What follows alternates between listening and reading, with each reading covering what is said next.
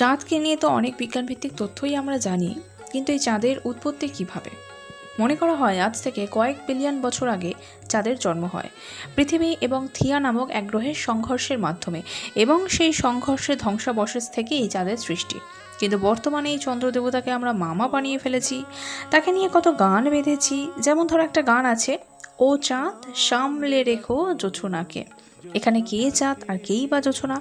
এখানে চাঁদ হলো মেয়ের বাবারা, আর জোছনা হলো তাদের মাইয়াগণ মানে মেয়েরা। আবার গানে গানে এটাও বলা হয়েছে, চাঁদ কেন আসে না আমার ঘরে। এখানে চাঁদ আবার মহিলার সমান, যে সরকারি চাকরি দেখে তবেই ঘরে আসে। তাই যখন তখন চাঁদকে দেখে তাকে বিরক্ত করবেন না প্লিজ। মেঘেদের উড়ো চিঠি উড়েও তো আসতে পারে, ও চাঁদ সামলে রাখো জোছনাকে।